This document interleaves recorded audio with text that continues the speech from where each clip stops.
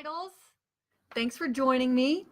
So today we're going to talk about gamification and instructional design, or even more a little specifically, gamified learning theory, because you can't really apply gamification in instructional design without having some kind of foundation or theory to build upon in your design work. And so this actually is one of my very favorite topics, and so I'm excited to share gamification and gamified learning theory with you. So I'm Dr. Robin Sargent, owner of Idle Courses. We build transcendent courses, and I help people become idols. So, all right. I actually got interested in gamification of instructional design and learning before I started my PhD. I actually knew, like, it was after I became an instructional designer that I decided to go and get my PhD, but I knew I would go and get it. And so before I ever started my dissertation, I knew that I was going to do something about the combination of games and instructional content. And of course, just like with any kind of study or research that you do, you don't really know all about that topic or how it works together until you start doing the research. And I at first thought I was going to do something about like massive role-playing games and how they can be applied to learning, and then it all kind of changed to applying gamification elements to instructional content in a corporate setting. And so that is specifically what I wrote my dissertation on, which is adding points and levels to see what kind of behavior change that drove in an online course in a corporate environment. So these are some of the things that I found out about gamification and how it all works. And the gamified learning theory is actually pretty new. The first time I saw in the research that there is actually a theory that came about was by R.N. Landers, and it was about 2014 that he came up with the gamified learning theory. Because while there is game theory, right, and there are game designers applying gamification elements to improve learning outcomes, there was no framework for that until Landers' gamified learning theory came about. And so that is really what I'm going to share with you, because it is the foundational theory for how to apply gamification elements to improve your learning outcomes that there is. So it's the only, and it's the best that I've found. Because the reason why is you want to not just like have all these games elements, like the points and the levels and the leaderboards, and now you're in like a whole new environment and it's fictionalized and there's stories, but you don't know that that's instructionally effective. You don't know if those are going to actually move learning outcomes if those gamification elements are not targeted towards behaviors or attitudes.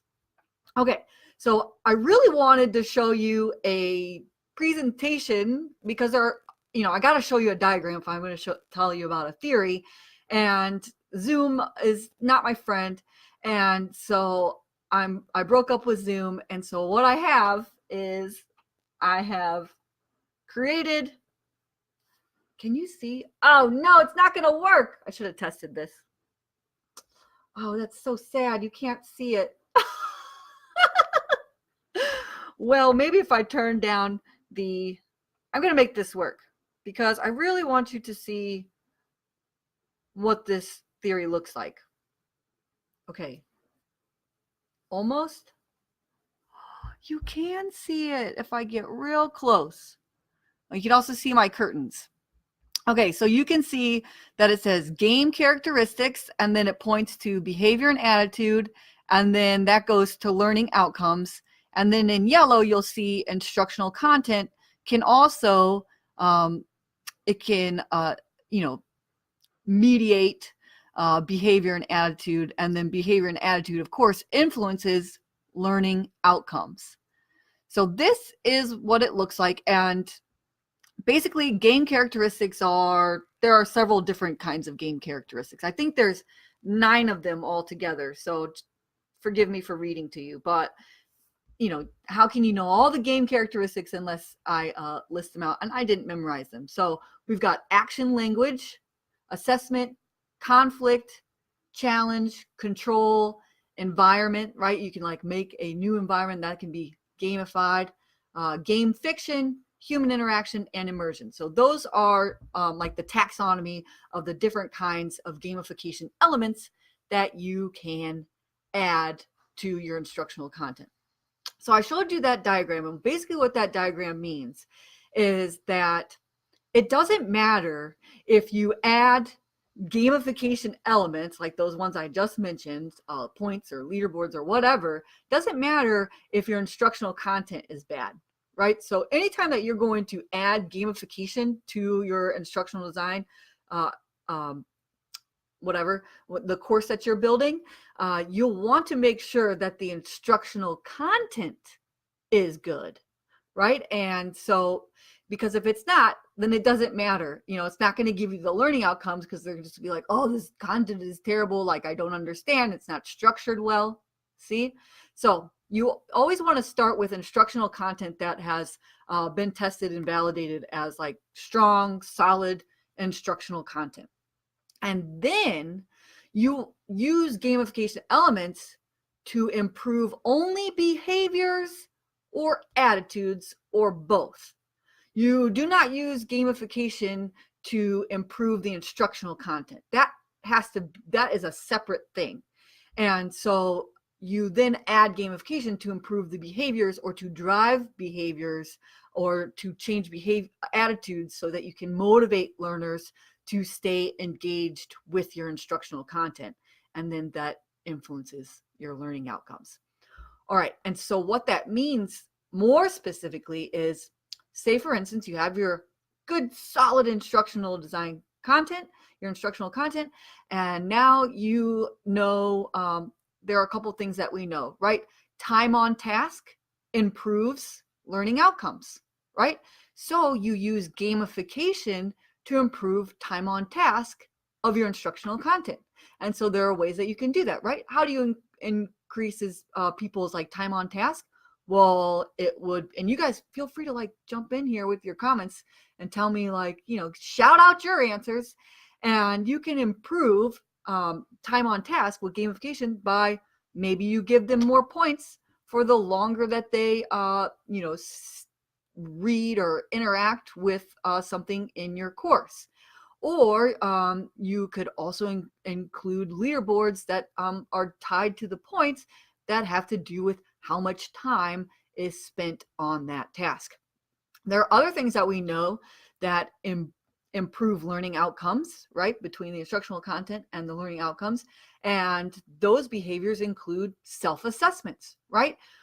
You guys may or may not know that if you give a learner a test before you even give them the information that you're going to present to them, they actually will absorb more and learn more of that instructional content just because they were quizzed on it before they were ever introduced to that content. It's almost like how, you were probably told in class that you need to read the questions to the test before you go and read the passage, like on the ACT.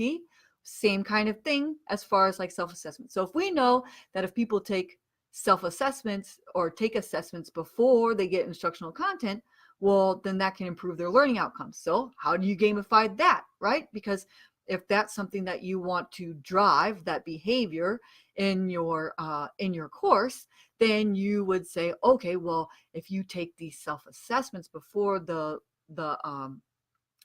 material is presented, then you can get points, or we can make it like a game show. We could make it, something fun. One of those fun things that would encourage them to engage with those assessments. And of course, afterwards, right? So reinforcing knowledge by doing like knowledge checks. Well, how do you engage people with doing those knowledge checks? You can add gamification elements.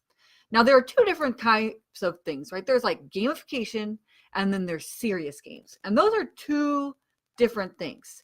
Serious games is like if you have a whole Mario world that is intended for instruction, right? So it is a course that is a game. It is a full game. That's a serious game.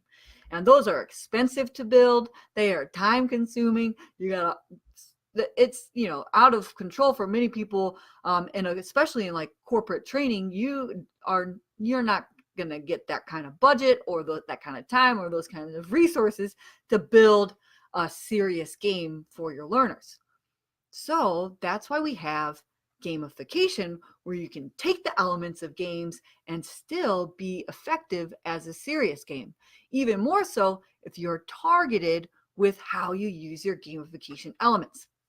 And so anytime that you design your course and you want to add gamification elements, think about what is going to really improve the learning outcomes based on things that we already know improve learning outcomes, and then you add gamification elements to drive those behaviors. We also know that certain attitudes increase learning outcomes, and certain attitudes are like the motivation that the learner has, or even like the attitude of, are they someone who's able to overcome?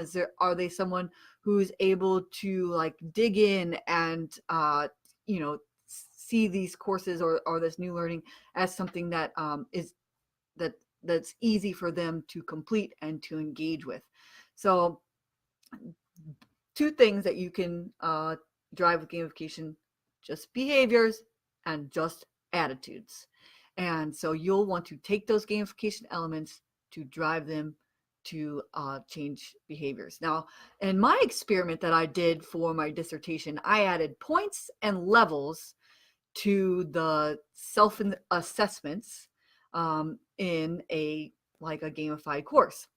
And what I found was that it was not that significant. People didn't, spend they didn't spend longer in the course because I had points and levels on there, right? Uh, and and the thing about it is because the points were only just given if they got it right. It wasn't given. I didn't add the points to give to them because they spent more time. And you see how like there's a disconnect. So you don't always get things right whenever you make hypothesis, and that's fine too. But I did, I learned some valuable lessons about how you use gamification elements to drive behavior. So what kinds of things would you like to drive in your courses that you're working on right now? Think about those behaviors and those attitudes, and then think about how you can add a specific game element to drive that behavior and attitude. Do you guys have any that you are thinking of right now? Or even when you do watch this video, make sure to let me know about some ideas that you have about using a gamification element to drive a specific behavior. So for instance, like when you want salespeople to sell more, well, then you say, then you put up the leaderboard, because you know that a lot of the attitudes and behaviors of people who work in sales is they like friendly competition. And so to drive that behavior, then you, of course, you give them a leaderboard. Now, the other thing about it is you see gamification all over the place, right? There's gamification on LinkedIn, right? And they are gamification elements to drive specific behaviors. They want you to complete your LinkedIn profile. They give you an all-star badge, right? They want you to engage more with posts, right? And so they give you your like buttons, and now they've added a few more buttons for you to press as reactions. They want you to be active on LinkedIn. And so they show you how many people have viewed your profile or how many times you've come up in searches. On Facebook, there's gamification, right? So in the Become an Idol group, you'll notice that they want to drive the behaviors of people starting conversations and being active in the group. And so they get badges.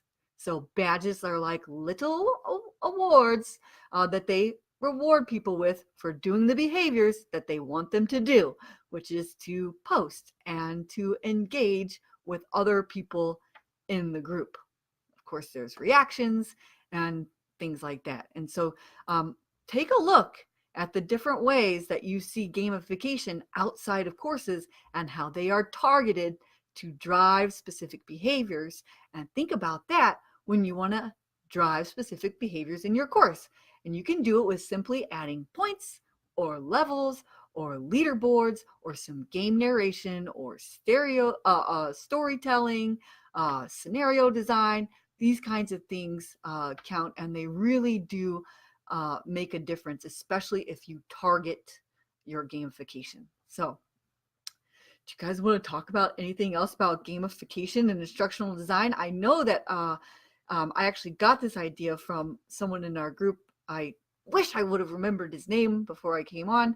And I'll give him a shout out later, but he said that he is a game designer and he wanted to talk about instructional design and gamification. And so this is where those two worlds meet, is about driving behaviors and attitudes to increase learning outcomes. So anyway, thank you so much for joining me.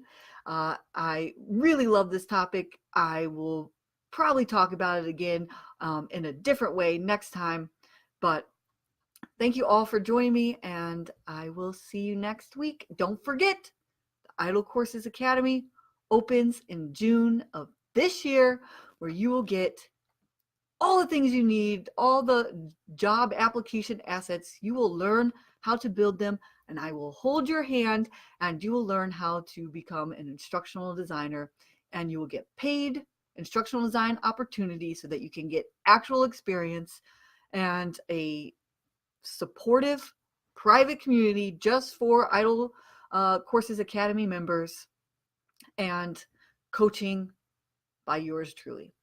All right. See you next week. Goodbye.